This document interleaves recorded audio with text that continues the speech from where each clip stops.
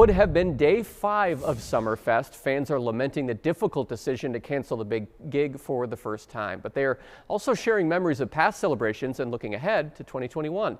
And as CBS 58 anchor Mike Strela reports, that includes a pair of Summerfest veterans. This is very surreal to see it this quiet and there's no activity. The view from above a deserted Henry Meyer Festival Park in late June is just the latest surreal and somber image from a year where the new normal is anything but. The energy would be so intense from all of the activity. Dance on a picnic table. That love for the event, for the people pouring through the gates at noon, it's unbelievable. Instead of turnstiles spinning, music playing and beer flowing, the Sky Glider is seatless and idled. No one's dancing on picnic tables, now stacked and collecting cobwebs. And the only roar coming from the Harley stage is that of a passing truck on the Hone Bridge.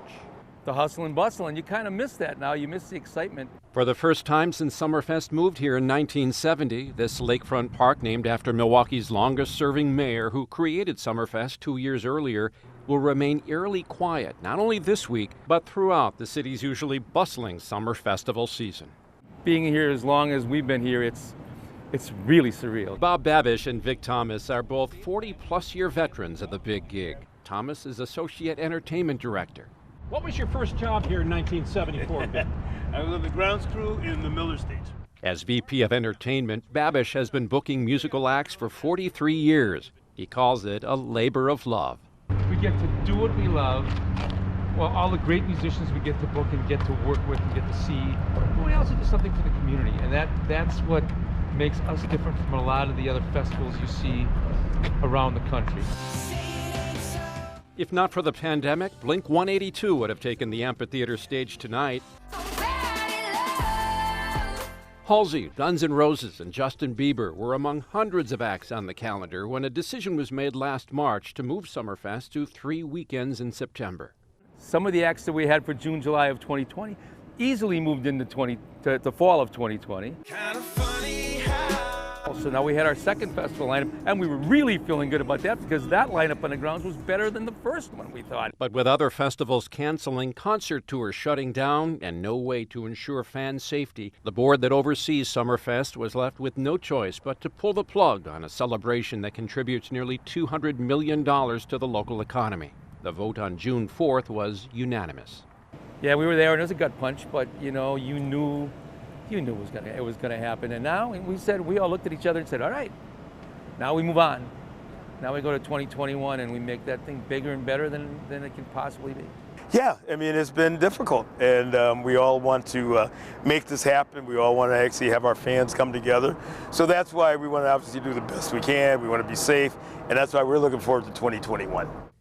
And to the reopening of the American Family Insurance Amphitheater. The $53 million makeover was the largest reconstruction project in Summerfest history. Before COVID hit, it was scheduled to host more than 20 major acts during and after the 11-day run of Summerfest. Sort of like a gift sitting under a Christmas tree that hasn't been opened. That's exactly right. That is exactly what it is. A long time under that tree, though. But is it going to be great when we open it? Yeah. Like I said earlier, we'll keep that place shiny and ready to go. And when we open in 2021, not only will we have great shows during the festival, but we'll have a lot of shows after the festival, probably more than we were going to have this year. Despite the disappointment, do you remember when Mike Strela was up here watching Kansas? Bob and Vic haven't lost their sense of humor. Yeah, right. And then we had called security on him because he was causing problems. Yeah, doing one of those "Don't you know who I am" things. Remember that? That red hot security call. Yeah, I remember that. Yeah, Boy, we were worried. We were worried. Like these comedians, my Summerfest memories date back decades. Oh my.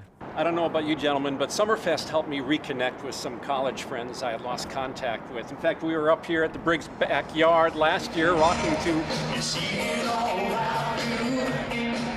38 Special. Had a great time. I know there's going to be an emotional void for me not being able to go to Summerfest this year, and so many other people. Anybody you talk to goes, I saw that show.